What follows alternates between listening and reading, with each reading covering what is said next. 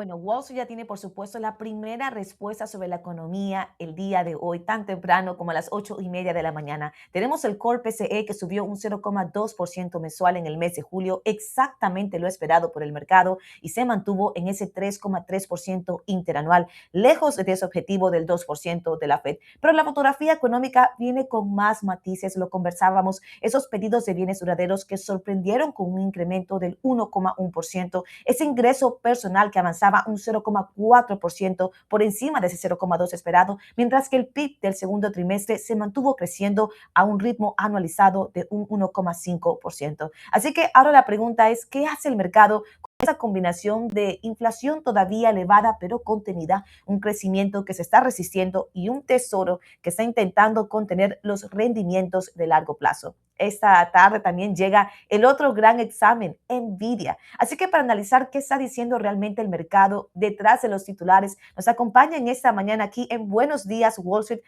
Gonzalo Cañete. Él es economista, él es experto en derivados financieros y autor del blog Money Talks, El Dinero Habla, charlas del dinero. Gonzalo, bienvenido a tu casa, Comercio TV. Muchas gracias, encantado de estar aquí con vosotros.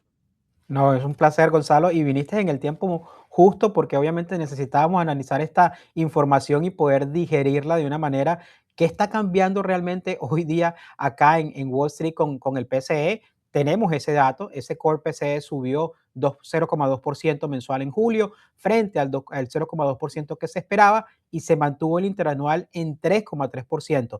Entonces, es decir, no hubo una sorpresa realmente en el dato mensual.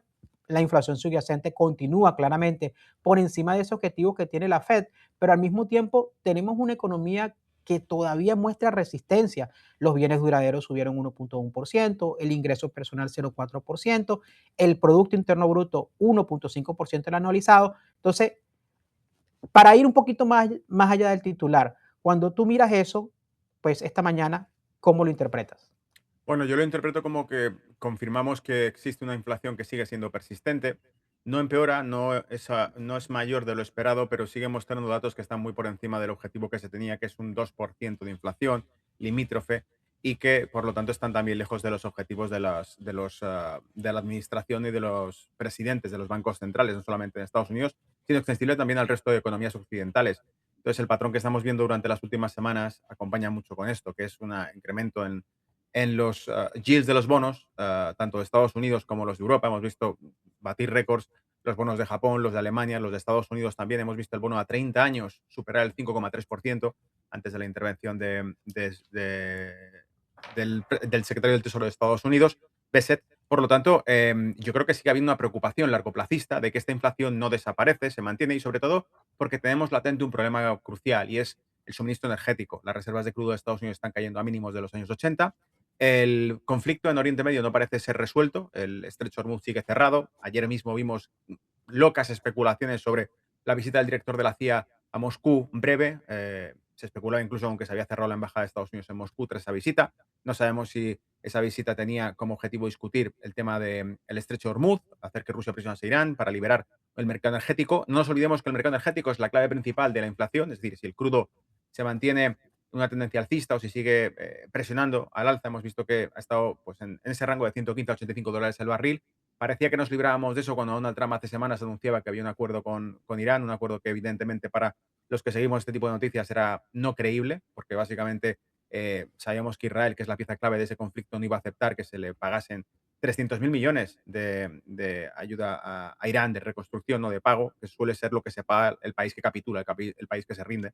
Y por lo tanto, para mí, la inflación sigue latente. El PCE lo que nos muestra es cierta estabilidad, pero nos deja también claro, pues bueno, hemos visto, por ejemplo, yo estaba observando los repuntes que estábamos viendo en los gráficos, cómo interpreta el mercado este resultado. Y vemos unos repuntes, por ejemplo, en el bono a 10 años, en el bono a 2 años, cierto repunte del índice dólar. Por lo tanto, lo que estamos viendo es que el temor largoplacista de inflación sigue activo, sigue latente, porque los operadores de renta fija así lo reflejan en las operaciones que estamos reflejando. Para que la audiencia sepa un poco algo más concreto, podemos observar es si la volatilidad que observamos en el bono a 10 años supera la al de 2 años, lo que entendemos, por tanto, es que el miedo a que esa inflación sea largoplacista, que requiera acciones no ahora inmediatas, pero sí a futuro de la Reserva Federal los próximos meses con subidas de tipos, como ya temíamos, sigue latente, sigue activa. Y claro, aquí el problema es que ese tipo de medidas pueden endurecer más a una economía que, de momento, y esta es la clave, las primas de los bonos de deuda de todas las economías occidentales, hemos dicho Alemania, Japón, Estados Unidos, baten récords de décadas, pero no estamos en una crisis, como tú mencionabas ahora, Raúl. No hay tampoco una evidencia clara de que tengamos un problema en la economía. Sigue mostrando fortaleza. La pregunta clave sería, si esta economía mostrase datos macroeconómicos que nos indicasen debilidad, entonces, ¿cuál será la situación de la deuda estadounidense? Porque si ya ahora supera el 5 o 3% sin que existan datos obvios de una contracción del PIB, de una contracción, por ejemplo, del consumo privado, ¿qué ocurrirá si esos datos se manifiestan? Interesante, Gonzalo. Bueno, dijiste una economía que se muestra fortalecida o fuerte, diríamos más que todo resiliente. Bueno, hablando de lo que es la política monetaria, también sabemos que estamos en una situación extraordinaria en los tesoros. Scott Bessent, el secretario del Tesoro, que amplió las recompras de deuda y el Tesoro estudia incluso distintas herramientas para dar mayor soporte al mercado de bonos de largo plazo. Pero aquí hay una controversia como tal. ¿Esto es simplemente administración de liquidez o es que Washington está intentando influir en el precio de su propia deuda como tal? Y también quiero aprovechar tu especialidad en derivados. ¿Qué deberíamos mirar en la curva, futuros, opciones de tasas, pues para saber si los inversionistas realmente están recuperando esa confianza o simplemente pues reaccionando en ese momento a la intervención del Tesoro? Bueno, pues muy interesante la pregunta. A ver, sin irnos a extremos muy técnicos, simplemente yendo a la clave de cómo entender todo esto sería, por ejemplo, ver la inclinación de la curva de yields, la curva de bonos. La curva de bonos básicamente lo que nos representa es que el corto plazo y el largo plazo se financia linealmente, es decir, es lo que se representa en la curva de tipos.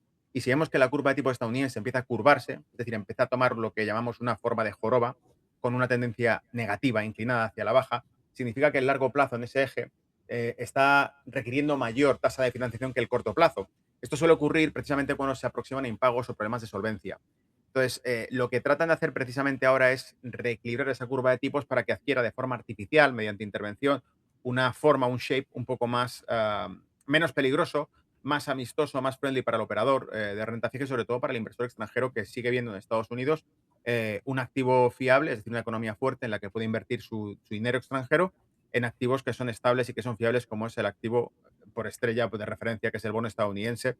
Y por lo tanto, el peligro principalmente dista en que si el corto plazo, los bonos de corto plazo empiezan a superar los rendimientos o a subir más rápido que los bonos de largo plazo, tenemos riesgos de que esa curva se vuelva jorobada, que desarrolle esa tendencia negativa y que por lo tanto tenga una forma más propia de economías que tienen riesgos crediticios. Como decía, el problema es que si en la medida en que suban los yields, las curvas de tipos, en la medida en que suban los rendimientos de los bonos sin que exista una crisis evidente, el problema es que sabemos que, bueno, hay dos efectos principales que se pueden producir. Si vemos que disminuye la volatilidad, si vemos que también disminuye el volumen, vemos, por ejemplo, que los swaps se estrechan y que se genera menos estrés de liquidez en el mercado, significa que las medidas que está tomando Kevin Ward, Scott Bessent funcionan y que reducen el estrés en el mercado, pero no creo que sea lo que esté ocurriendo ahora.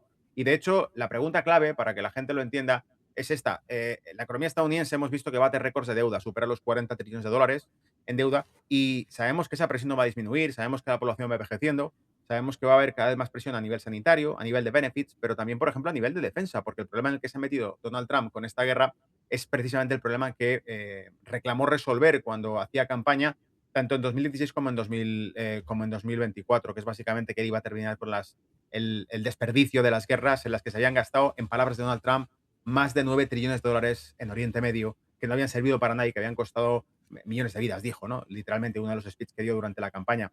Por lo tanto, el coste de defensa, el coste sanitario, el coste incluso de benefits para una población que envejece en todo Occidente, y más con la política migratoria de Donald Trump, que es reducirla a la población migrante, que es la que realmente tiene una edad media joven, mediante la premisa de que puede ser sustituida la productividad estadounidense con la introducción del factor de inteligencia artificial y cambiar la estructura del mercado laboral. Si todo eso no funciona, si realmente la economía estadounidense se estresa y tiene que pagar la factura, la clave aquí es si la tasa de interés que tiene acumulada sobre los bonos de Estados Unidos como economía eh, puede ser solapada por una tasa de crecimiento que permita el pago. Esto, para que se entienda, es cuando yo debo algo a alguien, si me presta $100, un amigo, y a un año, por ejemplo, y me lo presta un 5% de interés, yo pase, lo que tengo que ser capaz en ese año es de conseguir generar con esos $100 al menos un 5%.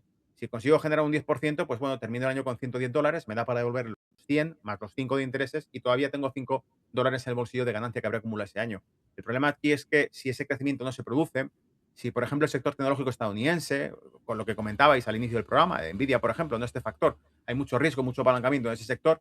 ¿Qué pasaría si los números no van por la línea que esperamos, si la economía estadounidense empieza a debilitarse y si entonces la tasa de crecimiento no consigue alcanzar la tasa de interés y por lo tanto entra en lo que técnicamente hablaríamos un default? Es decir, cuando uno no puede generar suficiente rendimiento para pagar los intereses de lo que debe, pues evidentemente tiene una línea de fuga, que es la que hemos visto hasta ahora, que es emitir nueva deuda, más deuda, pero ¿hasta qué punto va a absorber el mercado todo esto? Y aquí hay un factor interesante, la caída del dólar que estamos viendo recientemente, junto con una caída de demanda del bono estadounidense, porque no nos equivoquemos, los aumentos de los yields indican que el inversor extranjero está cada vez menos interesado en el bono estadounidense porque tiene otras alternativas o porque piensa que van a subir los tipos.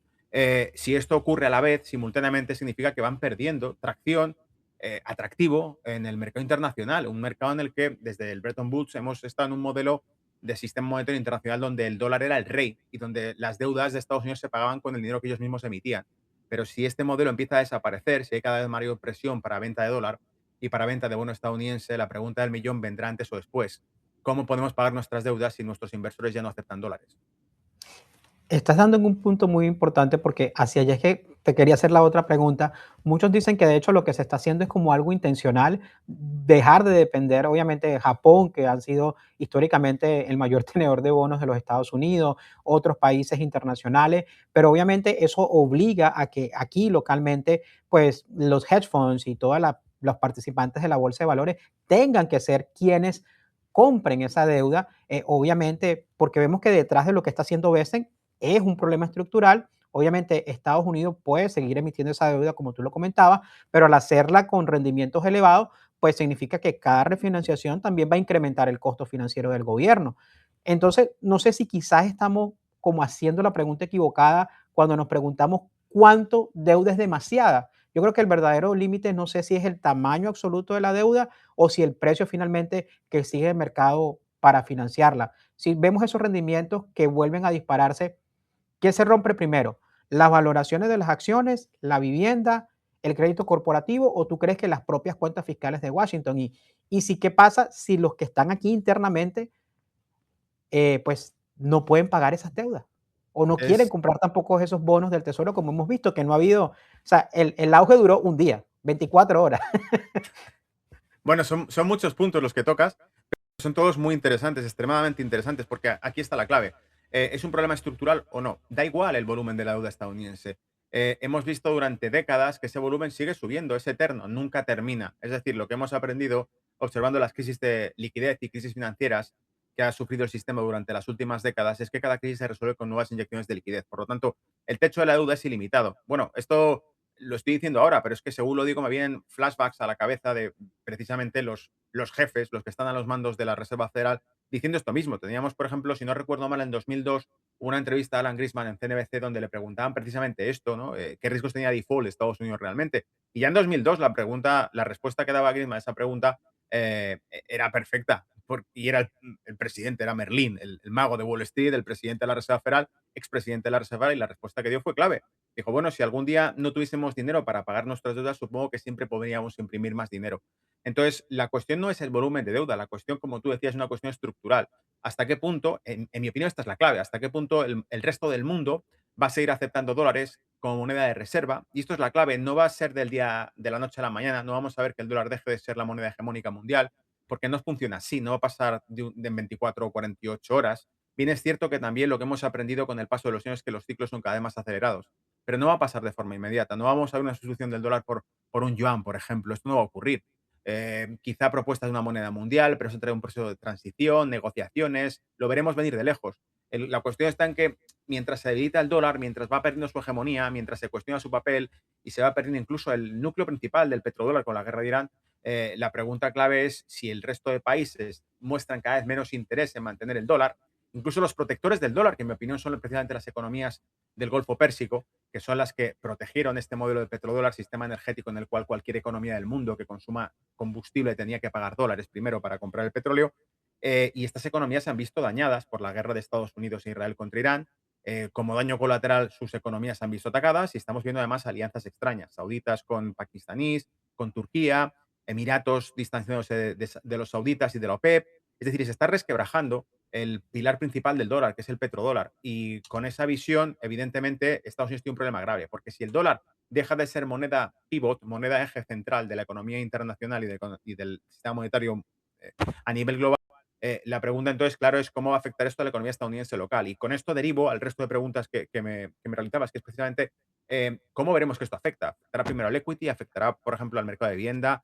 Yo creo que esto ya está pasando. Es decir, si, aunque la economía estadounidense no esté mostrando debilidad de momento, cuando estemos viendo pues, ventas minoristas, como decía, ¿no? El consumo privado, o cuando estemos viendo la tasa de crecimiento, no son malas todavía, pero no hay que olvidarse, por ejemplo, que si no recuerdo mal, hablo de memoria, la tasa de hipotecas de hace 2 meses a 30 años en Estados Unidos de media superaba el 6%. Luego, esa presión ya está ahí, está presente, y eso sin que la tasa de interés haya subido todavía.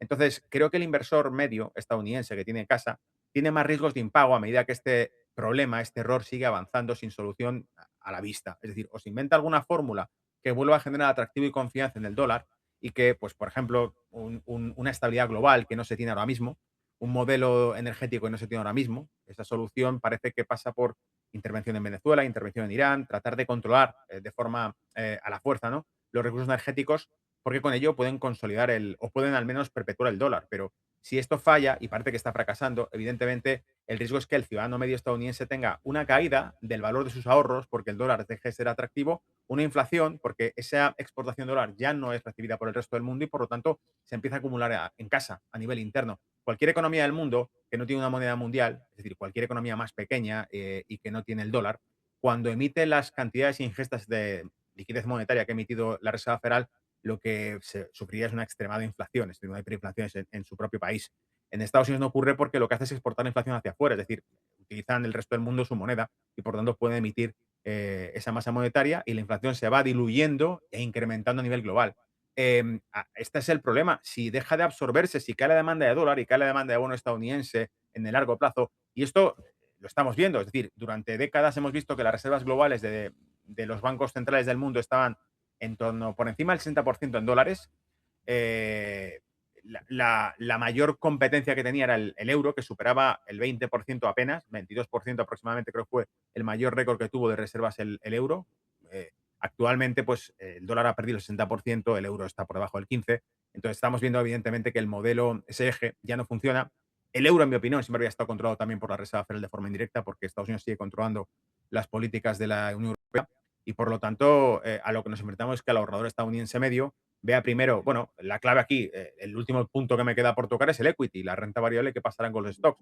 Yo creo que seguirá habiendo sectores que van a ser estratégicos, no será el tecnológico, sino que serán otros, por ejemplo, el energético. Si precisamente este problema viene por un quiebre en el petrodólar y una posible ruptura en el patrón energético a nivel global, evidentemente estos sectores, como ya está pasando, por cierto, verán un despertar. Y es lo que hemos visto en ETFs de energía, con las principales dos petroleras más grandes del mundo, que son Chevron y ExxonMobil, subiendo fuertemente y el patrón sigue ahí. Es decir, si esto no se resuelve, el dólar tendrá cierta debilidad, veremos que la política tanto monetaria como del déficit público estadounidense se volverán erráticos, la administración no parece tener el control claro de lo que quiere hacer y evidentemente las commodities, el oro, el petróleo, rentabilizarán, monetizarán ese riesgo, claro, como estamos viendo que ocurre.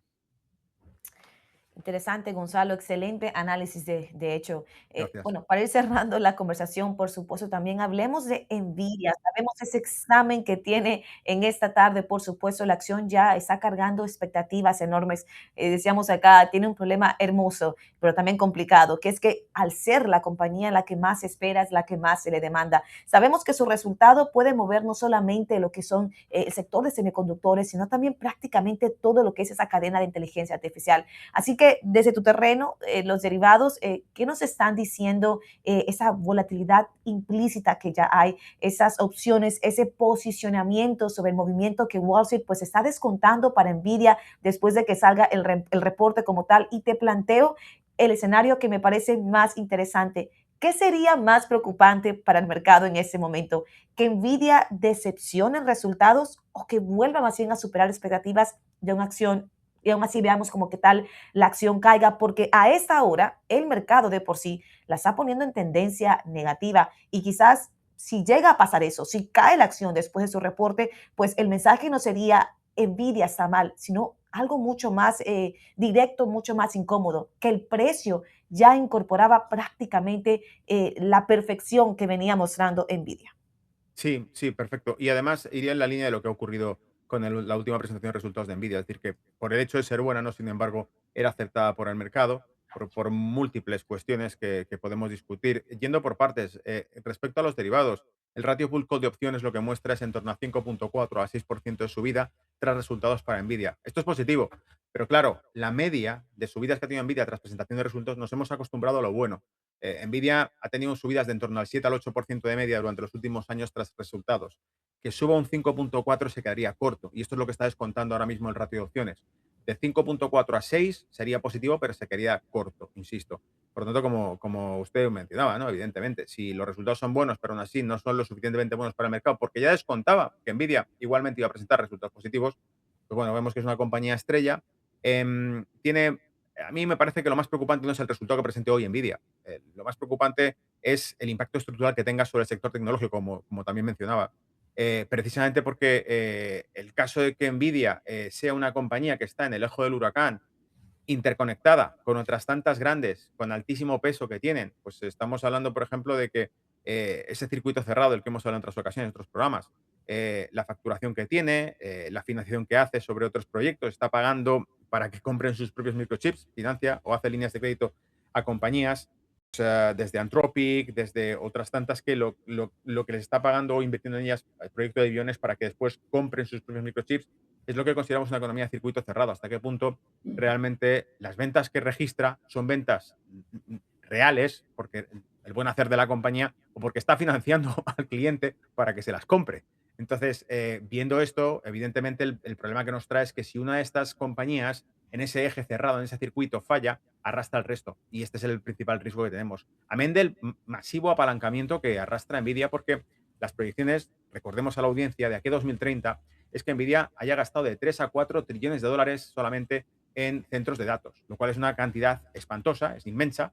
Y si la pregunta del millón, claro, es si va a conseguir rentabilizar esa inversión gigantesca en ese periodo, o si realmente vamos a ver flujos negativos en lo que se refiere a dividendos para los inversores. Y en el momento en que el inversor detecte que esos flujos de rentabilidad no llegan o no consiguen el compromiso que se esperaba, pues evidentemente las posibilidades de que se venda son mayores. Y no estamos teniendo en cuenta ni siquiera en esto el factor de China, la posibilidad de que Huawei o que alguna otra compañía china anuncie desarrollo de tecnología similar a Nvidia y que, como hizo BYD con Tesla, en este caso, pues una Huawei, por ejemplo, china, que amenace el proyecto de Nvidia y la hegemonía de Nvidia a nivel global en microchips, podría dar un vuelco por completo al sector tecnológico que está extremadamente, insisto, una vez más, apalancado en Estados Unidos. Muy bien apalancado. Gonzalo Cañete, siempre un gusto tenerte aquí como economista, como experto en derivados y bueno, también, por supuesto, como alguien que tiene un blog muy interesante, esas charlas Gracias. sobre el dinero. Así que hasta la próxima, esa es tu casa, visítanos cuando quieras. Te Muchas No, gracias. esperamos. y gracias por dejar que el money talks, que el dinero hable, porque en verdad que creo que lo resumiste de una manera bastante pues clara y creo que fue muy bueno tenerte esta mañana para poder ver todo Sí. esto que está pasando, porque obviamente esto va a afectar todo lo que pase el viernes en esa reunión de Jackson Hole que todos estamos esperando con Totalmente. Kevin Walsh. 100%. Muchas gracias a vosotros. Un abrazo. Vale. Igualmente, Gonzalo. Audiencia, por supuesto, breve pausa comercial, ya regresamos.